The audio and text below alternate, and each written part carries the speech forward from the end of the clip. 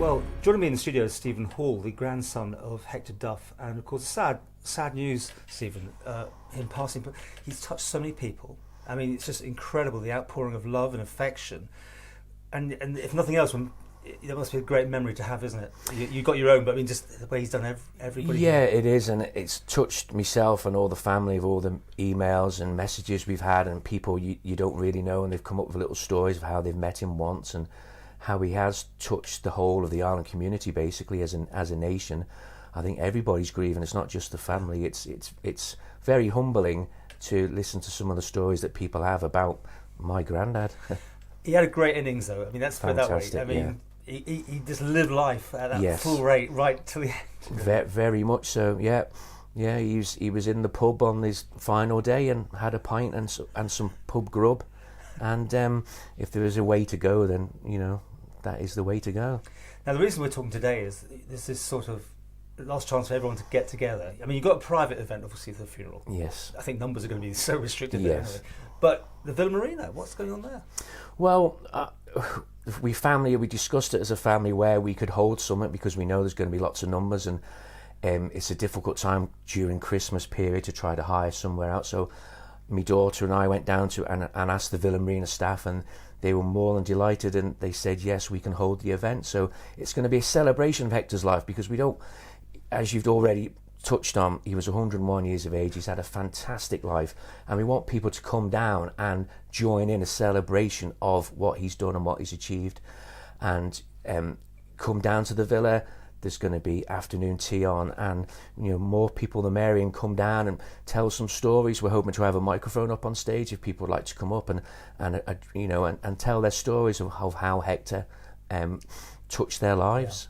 Yeah. And we look at some video there. We put all these into the pile, so there'll be a video screen running as well with everything he's done on so many channels and that sort of thing as well. Yeah, that would be good, because, you know, people seen the side of him through going to the schools and obviously through the armed forces, but there's lots of personal family photographs which I'm sure people would like to see. Lots of funny photographs of Grandad, which are making me smile now, even in the sad times. But we have to celebrate what he did, and I think putting them pictures up will just, you know, it'll just show Hector in a different way. It'll be. Can people contact you if they've got anything that they'd like to? I have had contact with schools and retired people who used to take my grandfather up to Ramsey Grammar School. A lady's got lots of photographs of him in his latter stages, because we just don't want all young pictures of him up in the desert and in the army. You know, it is a celebration of life.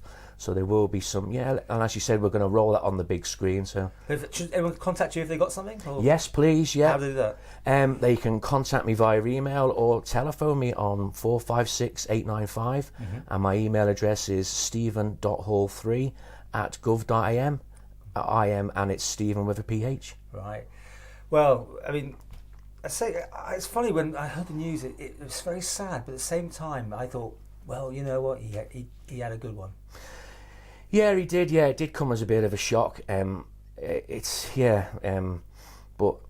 when I listened to the circumstances of what happened, and I went to see the guy who he was with when he took ill, and it was quite nice talking to him. Actually, I went and had a drink with him that night, and he was out with the Lions Club, who do some fantastic work on the Isle of Man.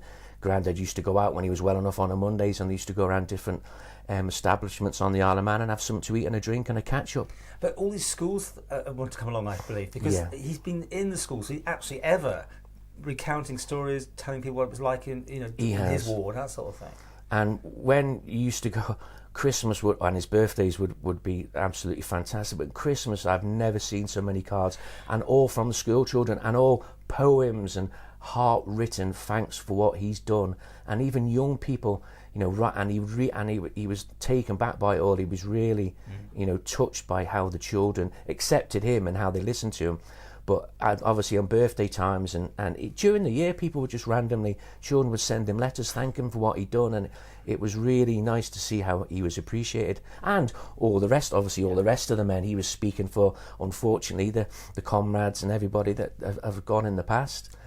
So he brought it to the schools. He brought he was there. I think that's what touched children, isn't it? When you speak to, history in a few years' time are going to be videos, aren't they, and DVDs. Whereas when I went to school and you went to school, it was books. Yeah.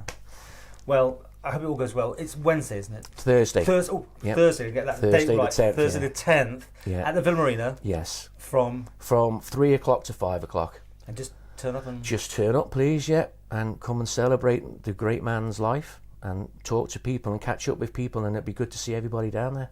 What do you think he'll make of it if he was looking down from his cloud? He was very modest, Grandad. He'd probably gone, oh, what's all the fuss about? Because that's the type of guy he was. I think his generation were, that generation didn't like a fuss as such, did they? I remember once when we were in Caen and we went out for a meal at night, and I'd had a couple of fizzy brown stuff, and I tapped on the table because there was a few veterans around there, and we looked at all the buses and said, oh, I think my granddad should have a bus. Oh, sit down, you've had too much to drink. And funny things like, and that's what he was like. He was quite probably embarrassed that I would say that, because he never thought of himself, I don't think, as a hero. He was doing his job, and he kept so sharp as well, because he remembered everyone's names and things. Didn't seem to have any of that sort of thing that can take hold of people. It can, unfortunately, and that's another good thing. He kept that clear, and people would phone him up, and he went a little bit deaf near the end. It was quite hard to communicate with him sometimes, but that was... He didn't like his hearing aids, did he, much? No, he didn't, no. I remember a story once, we took him out for a meal, and I said, put your glasses on, Grand, you'll need a menu. You read the menu a little bit easier. And he says, glasses are for old people. I said, well, you are. No, he was 99 at the time. My grandkids and children were laughing their socks off at him, because he always used to give me a lot of grief. And I used to say to him, stop fussing around me. He'd said, I'm fine.